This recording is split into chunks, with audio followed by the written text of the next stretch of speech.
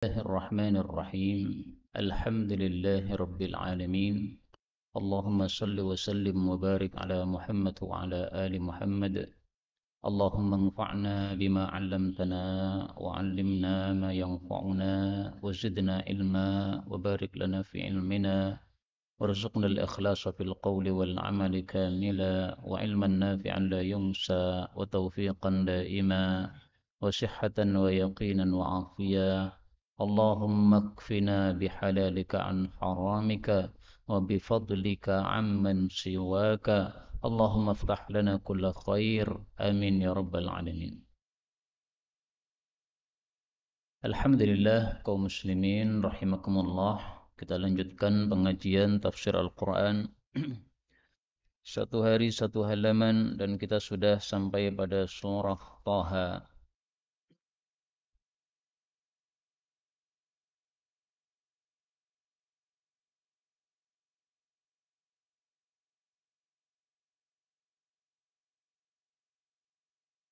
Pada halaman 317 surah Taha ayat 77 sampai 87 insyaallah taala. أعوذ بالله السميع العليم من الشيطان الرجيم من همزه ونفخه ونفثه. ولقد أوحينا إلى موسى أن اسر بعبادي فاضرب لهم طريقا في البحر يبسا لا تخف دركا ولا تخشي فأتبعهم فرعون بجنوده فغشيهم من اليم ما غشيهم وأضل فرعون قومه وما هدي. يا بني إسرائيل قد أنجيتكم من عدوكم وواعدتكم جانب الطور الأيمن ونزلنا عليكم المن والسلوي. كلوا من طيبات ما رزقتكم ولا تطغوا فيه فيحل عليكم غضبي. ومن يحلل عليه غضبي فقد هوي. وإني لغفار لمن تاب وآمن وعمل صالحا ثم اهتدي. وما أعجلك عن قومك يا موسى قال هم أولئك على إثري وعجلت إليك رب لترضي. قال فإنا قد فتنا قومك من بعدك وأضلهم السامري. فرجع موسى إلى قومه غضبان أسفا قال يا قوم ألم يعدكم ربكم وعدا حسنا أفطال عليكم العهد أم أردتم أن يحل عليكم غضب من ربكم فأخلفتم موعدي.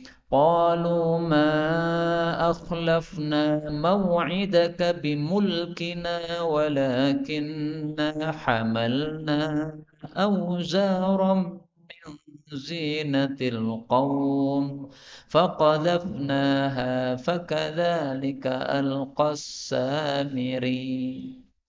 الحمد لله رب العالمين. اللهم ارحمنا بالقرآن آمين. Kaum muslimin rahimakumullah. Pertama, ilmu qiraat. Pada ayat-ayat yang kita baca ini, ada beberapa kata yang boleh dibaca dengan dua bacaan. Pada ayat 77, ada dua perbedaan. Yang pertama, an-asri. Ini boleh dibaca an-nisri. Berarti nonnya dikasroh, ya, bukan disukun. Kemudian la takhafu boleh dibaca la takhaf. Dan artinya tentu saja berbeda. Karena satunya larangan, satunya berita. Ayat 80 ada dua perbedaan. Anjaynakum Na-nya boleh diganti dengan ta. Anjaitukum. Tetapi wa'adna juga harus diganti dengan ta. Wa'adtukum. Tetapi wanazzalna ini sepakat dibaca na. Tidak ada yang membaca wanazzaltu, enggak ada ya. Wanazzalna. Kemudian ayat 81, razaqnakum, demikian juga boleh diganti dengan ta menjadi razaqtukum. Kemudian fayahilla, haknya boleh didhammah menjadi fayahulla, dan itu terulang lagi pada pada kalimat berikutnya, wa may yahlil, boleh dibaca wa may yahlul. Kemudian pada ayat 84, ala athari, boleh dibaca ithri. Atharun dan isrun, terjemahnya tidak berubah, sama terjemahnya. Kemudian pada ayat 87, bimalkina ma akhlafna mau'idaka bimalkina bimilkina bimulkina, tiga bacaan ya. Fathah, kasroh, dhammah sama-sama boleh. Kemudian walakinna hummilna, ini boleh dibaca hamalna. Mimnya tidak usah pakai tasydid. Hamalna. Ini semua adalah qiraah mutawatirah yang sumbernya dari Sayyidina Rasulullah sallallahu alaihi wasallam. Maka semuanya bacaan yang benar. Adapun tafsirnya secara ringkas pada surah Thaha ayat 77, Allah katakan walaqad, dan sungguh-sungguh, auhayna, kami telah berikan wahyu, ila Musa, kepada Nabi Musa. Isi wahyunya adalah an, bahwasanya asri, jalankanlah di malam hari. Siapa yang dijalankan malam hari? Bi'ibadi, hamba-hambaku, maksudnya Bani Israel. Fadrib, maka buatlah, lahum, bagi mereka, tariqan, satu jalan, di mana jalannya fil bahri, di laut. Dan inilah satu mukjizat. Yabasan, yang kering. La takhafu, kamu tidak takut. Darokan, akan disusul, yaitu oleh Fir'aun. Kalau dibaca la takhaf, jangan takut. Darokan, akan disusul oleh Fir'aun. Wala takhsha, dan kamu tidak khawatir, yaitu khawatir untuk tenggelam di laut. Kaum muslimin rahimani wa rahimakumullah, pada pertemuan yang lalu sudah dijelaskan bahwa Nabi Musa alaihi salatu wassalam menerima tantangan orang-orang kafir, Fir'aun dan bala tentaranya, untuk diadu dengan tukang sihir. Setelah diadu dengan tukang sihir, maka tukang sihirnya pada kalah semuanya. Akhirnya mereka tobat kemudian masuk Islam. Nah, gara-gara masuk Islam tersebut, maka Fir'aun marah. Marahnya bagaimana? Dia ingin membunuh seluruh kaum muslimin, baik yang sudah lama Islam bersama Nabi Musa, maupun para tukang-tukang sihir yang barusan masuk Islam. Nah, maka kemudian Fir'aun mengejar mereka. Maka Nabi Musa alaihi salatu wassalam diperintahkan oleh Allah supaya mengeluarkan seluruh kaum muslimin dari Mesir. Karena kalau tidak dikeluarkan dari Mesir, akan dibunuh satu persatu oleh Fir'aun dan bala tentaranya. Maka Nabi Musa alaihissalam akhirnya mengajak kaumnya malam-malam untuk hijrah meninggalkan Mesir. Itulah makna asri bi'ibadi. Jalankanlah di malam hari hamba-hambaku. Jadi asra yusri itu sama dengan isra. Isra mi'raj. Isra itu apa? Berjalan malam hari. Maka dari sini kita ambil pelajaran, hijrah dilakukan dengan cara berjalan malam hari. Karena kalau hijrahnya siang bolong, akan ketahuan oleh orang-orang yang tidak menyukai kaum muslimin. Pasti akan menghalang-halangi. Demikian juga yang dilakukan oleh Rasul sallallahu alaihi wasallam ketika hijrah dari Mekah menuju ke Madinah, itu juga malam hari. Beliau malam-malam keluar dari rumah beliau, berpesan kepada Sidi Ali, wahai Ali, kamu tidur di tempat tidur saya, pakai selimut saya. Sehingga orang-orang kafir mengintip dari luar rumah Nabi, ini Muhammad masih tidur di dalam kamar, karena ada orang yang diselimut. Nah, padahal Rasulullah sudah pergi. Maka hijrah itu bukan sesuatu yang gampang. Hijrah itu sesuatu yang susah. Harus malam-malam, tidak bisa membawa semua barang atau semua kekayaan. Kemudian nanti kalau sudah keluar harus sembunyi-sembunyi, tidak bisa langsung jalan begitu saja. Maka Rasulullah dari Mekah selatan menuju ke Madinah utara, itu hijrahnya ke selatan dulu beliau. Karena kalau dari Mekah langsung ke utara Madinah, pasti akan terkejar oleh orang-orang kafir. Maka beliau dari Mekah menuju ke selatan dulu. Sembunyi di Gua Thur. Gua Thur itu kan ke selatan, Pak, bukan ke utara. Nah, setelah sembunyi di sana, sudah cukup aman, beberapa lama, baru kemudian meninggalkan Gua Thur menuju ke Madinah. Itu pun tidak lewat jalur biasa. Karena kalau lewat jalur biasa, pasti ketangkap. Itu lewat jalur mubeng, ya, lewat apa? Sahil, lewat tepi pantai. Nah, lewat tepi berarti agak muter itu, jarak-jarak apa? Jauhnya semakin jauh jaraknya. Maka hijrah bukanlah sesuatu yang mudah, maka hijrah pahalanya besar sekali di hadapan Allah Subhanahu wa taala. Pelajaran yang kedua yang dapat kita ambil dari ayat ini adalah Nabi Musa disuruh membuat jalan di laut yang kering. Gimana caranya? Apakah membuat jembatan? Kalau membuat jembatan lama sekali prosesnya. Nah, disinilah muncul mukjizat untuk Nabi Musa alaihissalatu wassalam. Disuruh pukulkan tongkatnya ke laut, maka langsung air itu kemudian menepi menjadi dua bagian. Nah, tengah-tengahnya ini kemudian bisa dilewati oleh Bani Israel. Dan airnya dan tempat tersebut yabasan, kering. Yang dimaksud kering ini kering dari air dan dari beletok.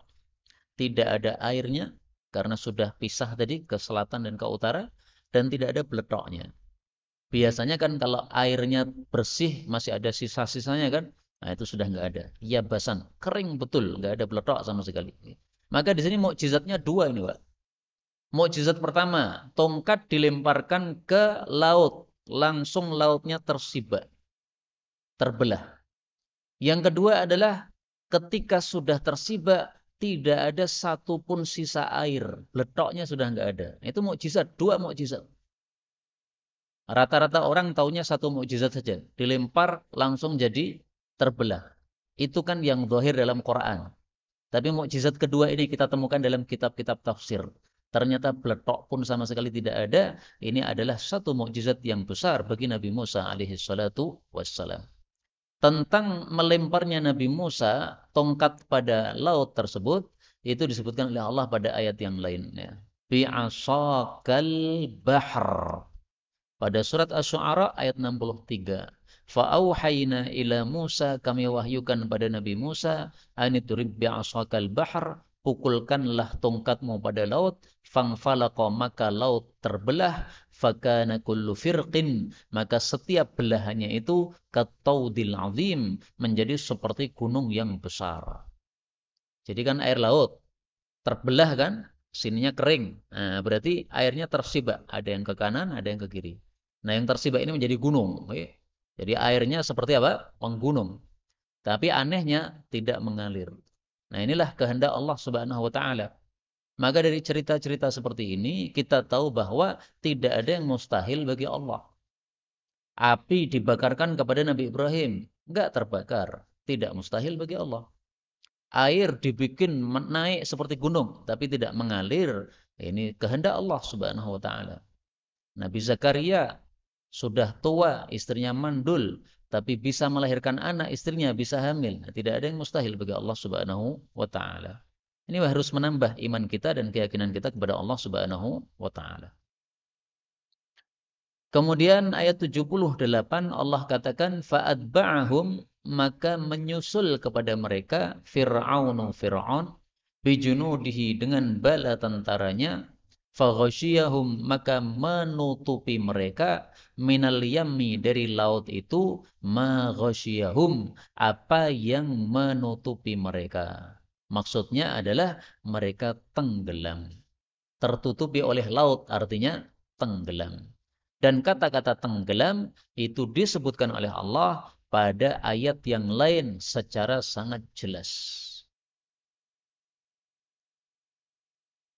Misalnya Pada surat Asy-Syu'ara ayat 66 Allah katakan wa anjayna Musa wa man ma'ahu ajma'in.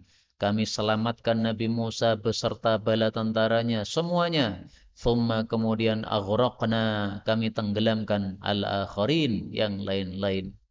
Nah, maka cara memahami ayat Quran yang kurang begitu jelas, kita cari ayat yang sepadan dengannya yang lebih jelas.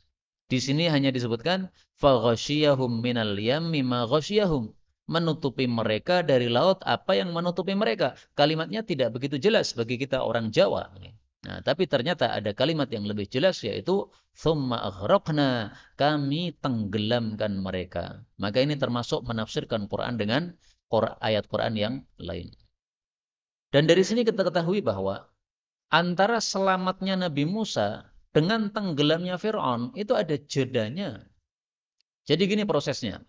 Ini laut terbelah jadi kering kan? Nah, Nabi Musa lewat. Ketika mereka lewat, itu tidak langsung Fir'aun mengejar, nggak langsung. Mereka oleh Allah dibikin hatinya takut. Takut jangan-jangan pas berada di tengah laut tiba-tiba airnya balik. Jadi mereka kan melongo, loh kok air bisa begini? Laut kok bisa begini? Melongo mereka. Tapi mau ngejar takut-takut nih. Kalau kita ngejar terus air lautnya balik gimana? Akhirnya mereka tunggu Nabi Musa dan bala tentaranya semuanya lepas dari laut.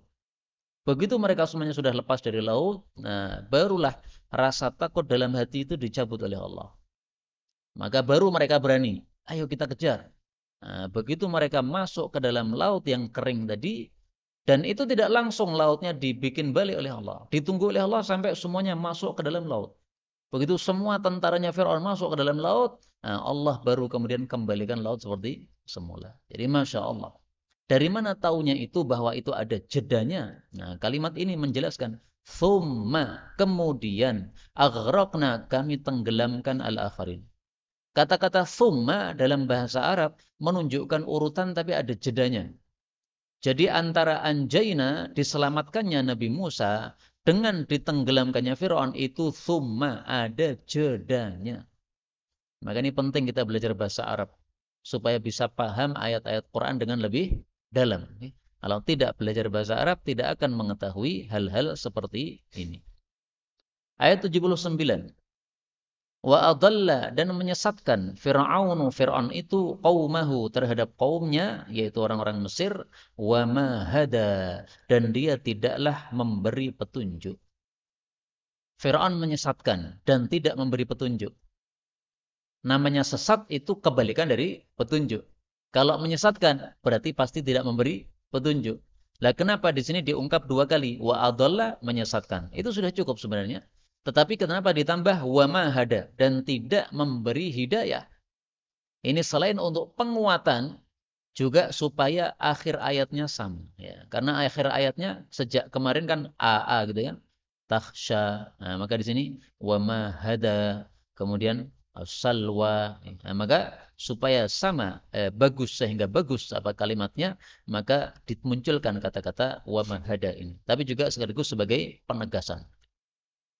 Kemudian Allah panggil Bani Israel, ayat 80. Ya Bani Israel, wahai anak keturunan Nabi Israel alias Nabi Ya'qub alaihi salatu wassalam. Qad anjaitukum, sungguh aku telah selamatkan kalian. Kalau ana berarti kami selamatkan kalian. Min aduwikum, dari musuh kalian, yaitu Fir'aun. Wa wa'adtukum, dan saya sudah memberikan janji kepada kalian. Maksudnya janji kepada Nabi Musa supaya bertemu dengan Allah mengambil kitab Taurat. Di mana? Janiba, di samping At-Turi, gunung, yaitu gunung Sinai. Samping yang mana? Al-Aiman, samping yang kanan. Wa nazzalna, dan kami telah turunkan alaikum, untuk kalian, al-manna was-salwa, makanan berupa manna dan salwa. Maksud ayat ini adalah Allah mengingatkan Bani Israel. Hei Bani Israel, nikmatku padamu itu enggak kurang-kurang. Dulu kamu disiksa oleh Fir'aun, kami selamatkan. Setelah diselamatkan, kemudian dikasih kitab Taurat. Setelah dikasih kitab Taurat, kemudian dikasih manna wassalwa. Kurang apa lagi nikmat Allah? Maka seolah-olah Allah tegur kepada mereka. Kenapa tidak mensyukuri nikmat Allah yang begitu banyak? Dan ini adalah teguran juga untuk kita. Kita umat Islam, bukan Bani Israel kita, tapi kita juga mendapat nikmat dari Allah Subhanahu wa taala. Maka kenapa nikmat-nikmat Allah ini tidak kita syukuri? Kita harus mensyukuri segala nikmat Allah Subhanahu wa taala. Karena itu doa yang dulu pernah kita baca, ya jangan dilupakan bahwa Rasul sallallahu alaihi wasallam ngajari kita setiap pagi kita membaca wirid ini satu kali dan sore juga membaca wirid ini satu kali supaya kita termasuk orang yang mensyukuri nikmat hari tersebut. Nabi mengatakan man qala hina yusbih, barang siapa membaca wirid ini pagi hari, Allahumma ma asbaha bi min ni'matin aw bi ahadin min khalqik faminka wahdaka la syarika lak falakal hamdu wa lakas syukru ala dzalik. Maka sungguh telah menunaikan kewajiban syukur pada hari tadi, dan barang siapa yang mengucapkannya sore hari, maka sudah menunaikan syukur, kewajiban syukur pada malam harinya tersebut. Hadis riwayat Abu Dawud sahih. Tapi untuk sore asbah ini diganti dengan amsa. Amsa. Amsa artinya sore, kalau asbah pagi. Nah, mari kita baca Allahumma ma amsa bi min ni'matin aw bi ahadin min khalqik faminka wahdaka la syarika lak falakal hamdu walakas syukru ala dzalik. Ini ala dzaliknya dihapus juga enggak apa-apa karena dalam riwayat Abu Dawud enggak pakai ala dzalik. Lagi Allahumma ma amsa bi min ni'matin aw bi ahadin min khalqik faminka wahdaka la syarika lak falakal hamdu walakas syukru ala dzalik. Allahumma ma amsa bi min ni'matin aw bi ahadin min khalqik faminka wahdaka la syarika lak falakal hamdu walakas syukru ala dzalik. 3 kalimat saja, maka mudah sekali dihafalkan. Ini supaya kita termasuk orang-orang yang mensyukuri nikmat Allah Subhanahu wa taala. Kita ambil beberapa faedah. Faedah yang pertama, Allah katakan di sini wa wa'adnakum. Saya sudah memberikan janji kepada kalian untuk bertemu saya. Padahal yang diberi janji cuma Nabi Musa, tapi Allah katakan saya beri janji kepada kalian. Kenapa? Karena meskipun hanya Nabi Musa, tetapi Nabi Musa disuruh mengambil kitab Taurat, dan kitab Taurat fungsinya untuk seluruh umat beliau. Nah, maka Allah katakan kami janji untuk kalian semua. Faedah berikutnya, yang dimaksud al-manna was-salwa. Apa itu manna? Dijelaskan oleh para ulama tafsir, manna itu adalah at-taranjin kana yatasaqat alaihim kulla ghadatin. Jadi satu makanan disebut taranjin yang dia itu seperti embun yang setiap pagi itu turun dari langit. Ya, jadi berjatuhan dari langit, turun. Fayakhudhu kullu insanin minhum ma yakfihi yaumahu wa lailatah. Maka masing-masing orang disuruh mengambil untuk secukupnya sehari itu saja, 24 jam. Kamu butuh 24 jam itu berapa? Satu piring? Nah, disuruh satu piring. Jangan lebih dari satu piring. Kenapa? Fa in akhadha aktsar min dzalika dawwada dzalika zaid wa fasad. Kalau nekat mengambil lebih, maka kelebihannya sisanya akan keluar dud, keluar ular, keluar ulatnya dan akan rusak. Dan dalam hadis yang lain, Rasul sallallahu alaihi wasallam bersabda bahwasanya gara-gara Bani Israel itu nyimpen yang tidak boleh disimpan, itulah yang menyebabkan jadi busuknya makanan yang ada pada manusia. Rasul sallallahu alaihi wasallam bersabda, "Laula Banu Israel, kalaulah tidak Bani Israel, mereka itu menyimpan daging, maka tidak akan busuklah makanan. Laula Banu Israel lam yakhbuthil ta'am." Kalau tidak gara-gara Bani Israel yang melanggar, maka makanan tidak akan busuk. Walam yakhnazil lahmu. Dan daging tidak akan busuk. Hadis muttafaqun alaih. Tapi mereka sayangnya, ya namanya orang-orang suka melanggar.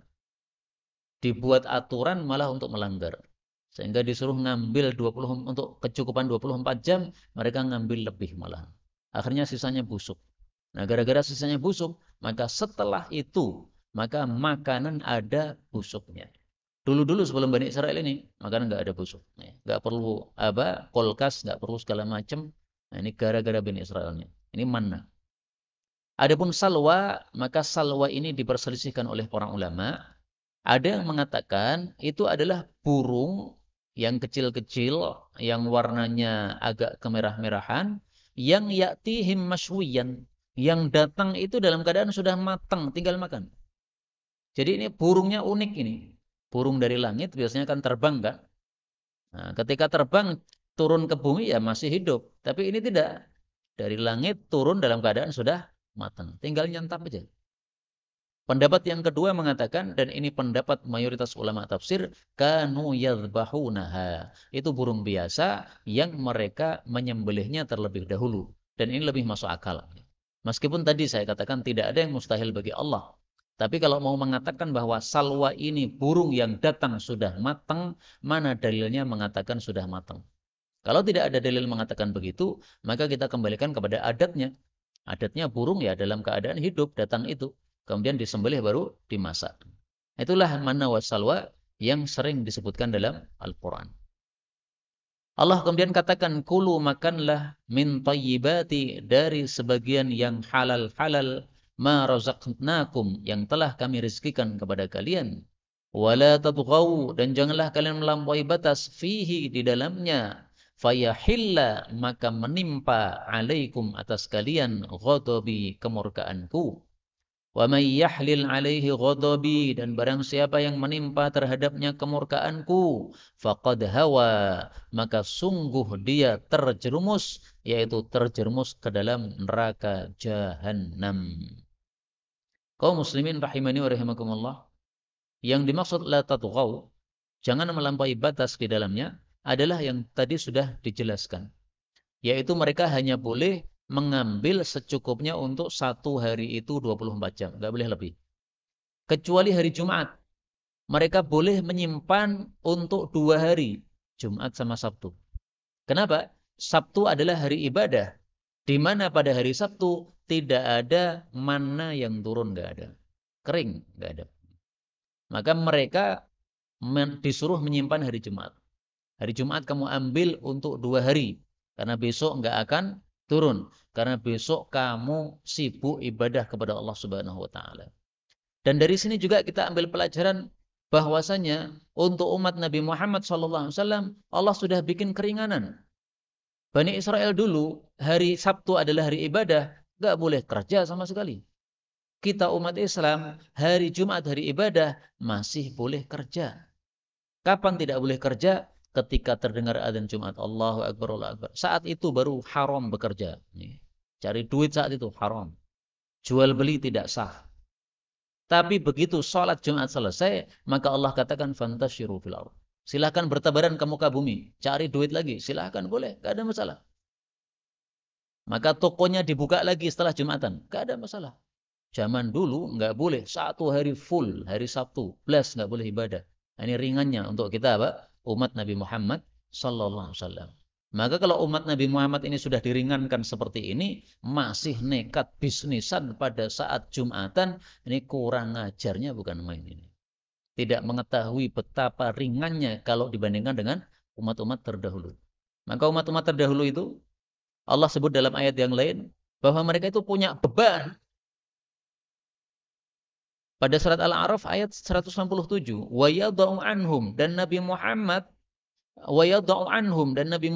menurunkan untuk mereka, meletakkan untuk mereka asarahum, beban-beban mereka, wal aghlal allati kanat alaihim, juga belenggu-belenggu yang menimpa mereka. Yang dimaksud beban dan belenggu itu maksudnya adalah tadi ajaran-ajaran yang berat tadi yang ada dalam kitab Taurat, kemudian dihapus oleh Nabi Muhammad SAW dengan Quran.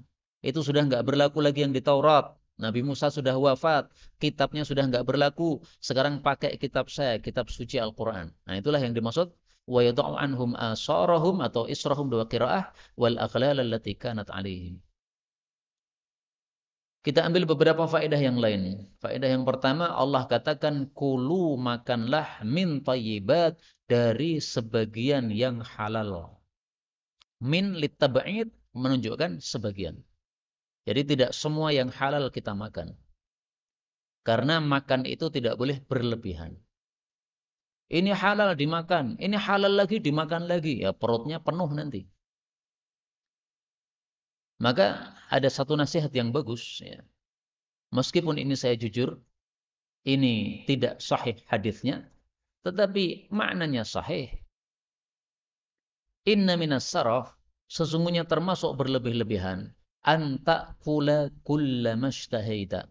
Bahwa engkau memakan semua yang kamu inginkan. Hadis riwayat Ibnu Majah. Tidak semua yang kita inginkan dimakan. Meskipun halal, tetapi kalau sudah kenyang ya sudah cukup. Sudah makan? Sudah. Ya sudah, berarti nggak makan lagi kan? Kecuali kalau masih ada tempat di perut kita, nah, ada makanan lagi, nah, masukkan nggak apa-apa. Tapi ketika makanan sudah penuh dalam perut, sudah, jangan dimakan lagi. Meskipun ini menarik, wah ini menarik ini, bikin ngiler ini. Tapi sudah penuh perutnya, sudah cukup. Jangan dipenuhi perut itu, nanti akan merusak perut yang diberikan oleh Allah Subhanahu wa taala kepada kita. Kemudian ayat ini menunjukkan juga bahwasanya ghadab, murka Allah itu adalah dimasukkan ke dalam neraka jahanam. Wa may yahlil 'alaihi ghadabi faqad hawa. Jadi kalau Allah marah, maka orang yang dimarahi tadi dimasukkan ke dalam neraka jahanam. Maka tanda-tanda dosa besar salah satunya adalah kalau Allah itu marah terhadap suatu perbuatan dosa. Tetapi meskipun Allah bisa marah, ternyata Allah lebih kasih sayang. Ayat 82 Allah katakan, wa ini dan sesungguhnya saya laghaffarun, sungguh selalu mengampuni liman taba, bagi orang yang tobat. Wa amana, dan beriman, wa amila salihah, dan beramal saleh. Thummah tada, kemudian dia mengikuti hidayah. Jadi kewajiban kita tobat dari dosa-dosa, termasuk kesyirikan, iman kepada semua berita Allah, amal saleh artinya melakukan semua aturan Allah. Kemudian juga ada kewajiban yang lain, ihtada, mengikuti hidayah. Apa maksudnya mengikuti hidayah? Perhatikan tafsirnya para ulama, sangat bagus sekali.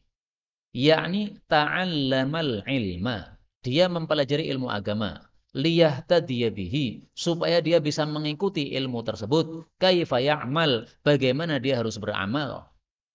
Jadi ayat ini menunjukkan wajibnya kita mempelajari ilmu agama. Nggak cukup saya sudah Islam, nggak cukup. Sudah Islam tapi nggak pernah mempelajari ilmu agama, nggak akan paham apa yang harus dilakukan, apa yang harus ditinggalkan, nggak akan paham. Banyak kan umat Islam, perempuan muslimah, tapi nggak pakai jilbab. Masuk masjid juga mereka. Kalau sholat 5 waktu, adzan dikumandangkan, datang ke masjid, pakaiannya ketat-ketat, tidak pakai jilbab. Masuk masjid cari rukuh, habis itu dipakai, kemudian sholat. Kenapa kok terjadi seperti itu? Muslimah tapi nggak nutupi rambutnya dengan jilbab. Karena tidak ihtada, dia tidak mengikuti hidayah. Maka nggak cukup itu. Kalau mau dapat ampunan dari Allah, nih syaratnya. Satu, taba, tobat. Yang kedua, amanah, iman. Yang kedua, amila, amal saleh. Yang keempat, ihtada, mengikuti hidayah. Tidak akan mengikuti hidayah kecuali kalau ta'allamul ilma, pelajari ilmu agama. Maka kalimat ini menunjukkan wajibnya mempelajari ilmu agama supaya kita bisa mengikutinya sebagai hidayah dalam kehidupan kita di dunia ini. 83. Wa ma a'jalaka, dan apa yang membuat engkau tergesa-gesa an qaumika, dari kaummu, ya Musa, wahai Musa. Ini kisah lain ketika Allah sudah berjumpa dengan Nabi Musa di Tursina. Nabi Musa kan disuruh membawa 70 orang. Tetapi 70 orang ini ternyata mereka masih berada di belakang. Nabi Musa sudah sampai ke gunung. Maka ditanya oleh Allah, loh 7 orang mana yang kamu bawa itu? Itulah yang dimaksud ajalaka, membikin kamu tergesa-gesa sehingga kamu datang pertama, kaummu masih berada di belakang. Tentang 70 orang itu disebutkan oleh Allah pada ayat yang lain. Wakhtara Musa. Pada surat Al-A'raf ayat 155, dan memilih Nabi Musa qaumahu, dari kaumnya, sab'ina rajulan, ada 70 orang. Nah, 70 orang inilah yang dimaksud pada kata-kata qaumika, kaummu, yaitu 70 orang yang dipanggil bersama Nabi Musa untuk berjumpa dengan Allah Subhanahu wa taala. Jadi disebutkan pada surat Al-A'raf ayat 155. Itu tafsiran untuk kata-kata qaumika. Ya, ini termasuk apa? Menafsirkan Quran dengan Al-Quran. Maka Nabi Musa menjawab, qala, Nabi Musa berkata, hum, mereka 70 orang itu, ulai, itu, ala ithri, di belakang saya, atau ala athari, sama. Ya. Wa ajiltu, dan saya bergegas ilaika, menuju kepada engkau, Rabbi, wahai Rabbku, litarda, supaya engkau ridho, supaya engkau lebih bertambah ridhonya kepada saya. Jadi kalau Allah panggil, hendaklah kita bergegas supaya Allah tambah ridho. Allahu Akbar, hayya ala shalah. Supaya Allah ridho gimana? Bergegaslah. Ini pelajaran yang dapat kita ambil dari ayat ini. Jadi kalau panggilan datang dari Allah, jangan dianggap seperti panggilan manusia. Manusia panggil kita, kadang-kadang kita terlambat, nggak ada masalah lah, sesama teman. Okay? Tapi kalau yang panggil Allah, jangan dianggap sama dengan panggilan manusia. Allahu Akbar, Allahu Akbar. Kalau diperhatikan artinya, Allah itu maha besar, lebih besar dari segala sesuatu. Maka kenapa kita dahulukan yang kecil, kemudian kita tinggalkan Allah yang maha besar? Mestinya sebaliknya, yang kecil-kecil itu tinggalkan, datang dulu ke masjid, ke rumah Allah Subhanahu wa taala. Ini pelajaran penting untuk kita dari kalimat Nabi Musa ini ya, litardo, supaya Allah tambah ridho, kita bergegas menuju kepada Allah Subhanahu wa taala. Maka dalam hadis yang sahih diriwayatkan oleh Abu Dawud bahwa salat yang paling besar pahalanya adalah fi awwali waqtiha, yang dilakukan di awal waktunya. Ahabbul a'mali ila Allah ta'ala ta'jilus salati li awwali waqtiha. Salat yang amalan yang paling dicintai oleh Allah Subhanahu wa taala adalah menyegerakan salat pada awal waktunya. Ini hadis ini disahihkan oleh Asy-Syaikh Al-Albani, meskipun saya jujur didhaifkan oleh guru kami Syekh Mustafa Al-Adawi. Hanya saja wa sahha ma'nahu, dan telah sahih makna hadis tersebut. Jadi meskipun dhaif secara sanadnya, tapi apa? Sahih secara maknanya. Karena ada hadis-hadis yang lain yang semisal. Ayat 85. Qala, Allah mengatakan, fa inna, maka sesungguhnya kami, qad fatanna, kami telah menguji, qaumaka, kaummu. Kalau yang dimaksud kaum di sini, kaum Bani Israel secara umum. Mim ba'dika, setelahmu, maksudnya setelah kamu pergi. Wa adallahum, dan telah menyesatkan mereka. As-Samiri, orang bernama Samiri. Jadi dunia itu penuh ujian. Nabi pun diuji oleh Allah Subhanahu wa taala. Meninggalkan kaumnya cuma 40 hari. Ternyata kaumnya sudah sesat menjadi penyembah-penyembah berhala. Ini ujian besar. Bagaimana tidak susah seorang dai sudah mendidik dari kecil sampai besar, ditinggal 40 hari langsung nyembah berhala, Pak. Apa enggak pusing kalau kita yang mengalami seperti ini? Kajian ini termasuk ujian juga nih. Hari tasyrik biasanya yang datang banyak, ini yang datang sedikit. Ujian toh nggih? Tapi kan kecil ujiannya. Kalau Nabi Musa alaihissalam ujiannya besar. Ditinggal 40 hari nyembah berhala. Nah, sehingga kalau ngerti ujian yang besar seperti ini, maka kita mendapatkan ujian kecil merasa ringan. Orang kalau mendapat ujian rasanya seolah-olah berat. Kalau lihat orang lain ujiannya lebih besar, jadi ringan. Nah, ini ujian besar untuk para nabi. Maka Allah Subhanahu wa taala memang biasanya memberikan ujian kepada orang-orang yang imannya kuat, ujiannya pun juga kuat-kuat. Rasul bersabda, "Asyaddun nasi balaan," yang paling dahsyat dikasih ujian adalah al-anbiya, para nabi. Tsummal amsal fal amsal, lalu orang yang paling besar atau paling bagus agamanya. Yubtalar rajulu ala hasabi dinih, seseorang diuji oleh Allah sesuai kadar agama yang dia miliki. Hadis riwayat Bukhari sahih. Siapa Samiri yang menyesatkan Bani Israel? Samiri ini dijelaskan oleh para ulama tafsir, dia termasuk dari penghuni dari kampung Bajarma. Nah, Bajarma ini kampung mana saya nggak ngerti. Yang jelas bukan Banjarmasin, bukan ya. Bajarma. Dia di kampung itu orang-orangnya nyembah sapi. Nah, karena dia melihat orang-orang nyembah sapi, maka dalam hatinya ada kesukaan terhadap penyembahan terhadap sapi. Tapi sayangnya ada Nabi Musa yang galak, sehingga dia nggak berani menampakkan kesukaannya tersebut. Nah, begitu Nabi Musa pergi meninggalkan mereka 40 hari, ini kesempatan besar bagi dia untuk tampakkan kecintaannya kepada penyembahan berhala. Karena itu dari sini kita ambil pelajaran. Orang kalau berkali-kali melihat sesuatu, itu bisa terkesima dan ikut oleh sesuatu tersebut. Padahal itu sesuatu yang jelek. Tapi karena sudah seringnya melihat, akhirnya tertarik. Maka kalau ada acara-acara bid'ah, meskipun panjenengan tidak ikut, hanya berada di luar saja, tapi kalau berkali-kali hadir, saya cuma di luar saja kok, nggak ikut makan, nggak ikut macam-macam. Tapi acaranya bid'ah. Itu lama-lama nanti hati panjenengan terbiasa. Sehingga melihat begitu udah biasa. Tapi kalau orang sudah menjauh dengan bid'ah, maka melihat bid'ah langsung tidak suka. Karena itu kita jangan dekat-dekat dengan acara-acara bid'ah.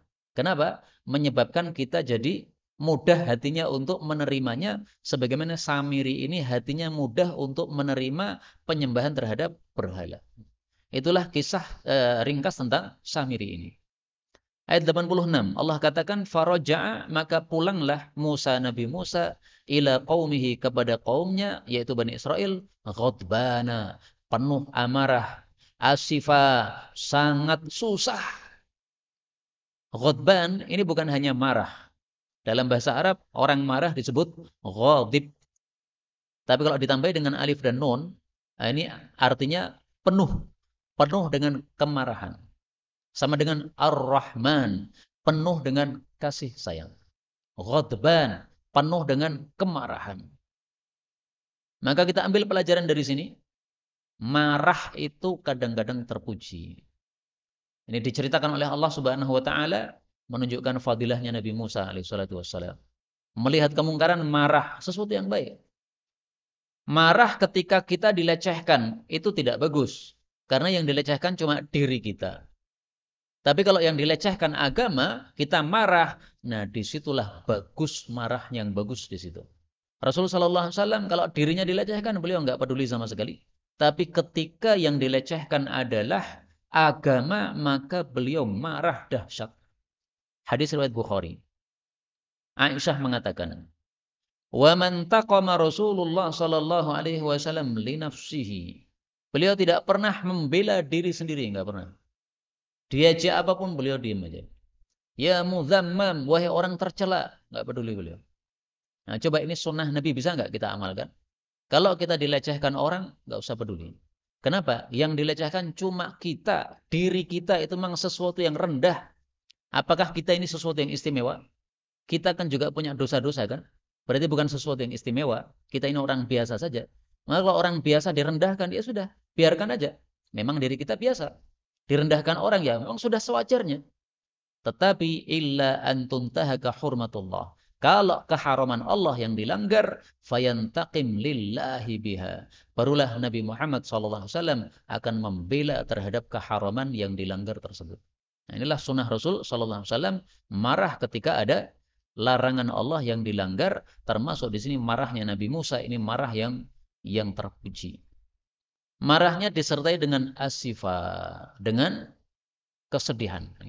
Asifa itu dari sisi bahasa artinya adalah marah yang bercampur dengan sedih. Kalau cuma sedih, huzn. Tapi kalau sedih campur marah, nah itu asifa. Jadi asifa ini dua sifat campur dalam satu orang. Marah plus apa? Plus sedih. Apa buktinya bahwasanya asifa ini tidak hanya sedih tapi campur marah? Disebutkan pada ayat yang lain. Falamma asafuna. Pada surat Az-Zukhruf ayat 55. Falamma maka tatkala asafuna, mereka membuat marah kepada kami. Nah, di sini kenapa asaf diartikan marah? Karena memang asaf itu campur antara marah dengan sedih. Nah, maka di sini asifa Nabi Musa marah campur sedih. Qala dia mengatakan, ya qaumi wahai qaumku, alam ya'idukum, bukankah telah memberikan janji kepada kalian? Rabbukum pemelihara kalian, wa'dan hasana, janji yang baik. Yang dimaksud janji yang baik adalah dua hal. Pertama, mereka akan dikasih kitab Taurat. Ini janji yang baik. Maka mestinya dikasih kitab suci oleh Allah, disikapi dengan syukur dan menunggu datangnya kitab tersebut. Jangan malah mengadakan acara-acara baru yang tidak diajarkan sama sekali dalam kitab suci. Jadi mereka tidak mensyukuri nikmat Allah berupa kitab Taurat yang diturunkan, tapi malah pilih syirik kepada Allah Subhanahu wa taala. Yang kedua, wa'dan hasanan, janji yang baik, yaitu adalah janji di akhirat bagi siapapun yang nyembah Allah, tidak syirik, akan dimasukkan ke dalam surga dengan kekal. Maka Nabi Musa mengingatkan dua janji yang baik dari Allah Subhanahu wa taala. Di dunia dikasih kitab dan di akhirat dijanji akan masuk surga kekal apabila menyembah Allah dengan tauhid dan tidak syirik. Afatala, apakah lama alaikum terhadap kalian al-ahdu, perjanjian, yaitu perjanjian Nabi Musa bertemu dengan Allah 40 hari tadi. Am ataukah aradtum, kalian ingin ayyahilla, bahwasanya menimpa alaikum atas kalian ghadabun, murka yang besar mir rabbikum, dari pemelihara kalian. Fa akhlaftum, lalu kalian menyelisih mau'idi, perjanjian saya. Jadi Nabi Musa sudah mengambil perjanjian kepada mereka.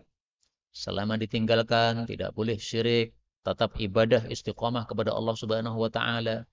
Malah mereka tidak sabar menunggu Nabi Musa balik. Diberitahu oleh Nabi Musa, saya akan meninggalkan kalian. Nanti kalian tunggu sampai saya datang. Tunggu sampai 40 hari. 40 hari nanti saya akan balik pulang. Tapi ternyata belum 40 hari mereka sudah menyelisihi apa yang dipesankan oleh Nabi Musa. Dalam kitab tafsir disebutkan, mereka nunggu selama 20 malam. Kemudian mereka mengatakan, ini sudah 40 ini. Karena 20 malam ditambah 20 siang. Berarti sudah 40. Nabi Musa nggak balik-balik. Berarti kita harus ambil sikap sendiri. Nggak usah nunggu Nabi Musa alaihi salatu wassalam. Dalam kitab tafsir disebutkan seperti itu. Nah, itulah makna fa akhlaftum mau'idi.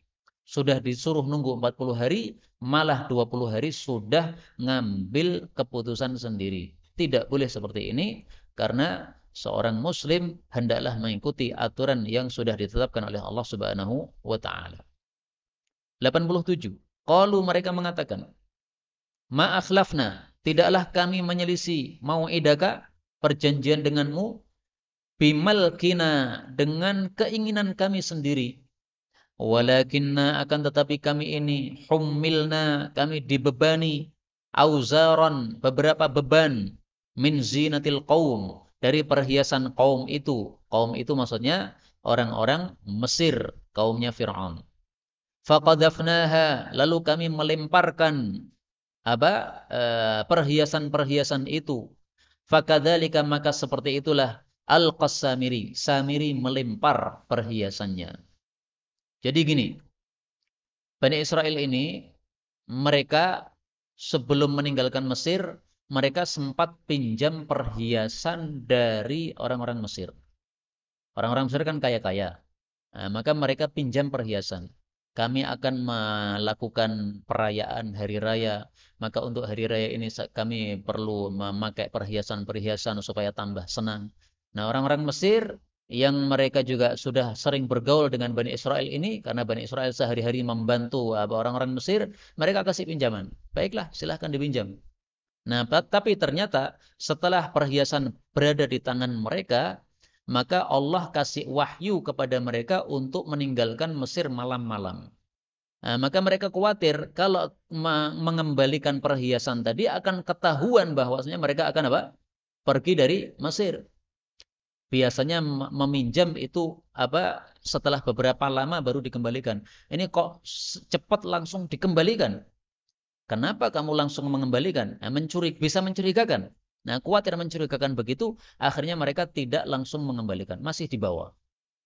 Maka mereka merasa bahwasanya ini harta yang haram untuk kita. Ini hartanya orang-orang Mesir, bukan milik kita.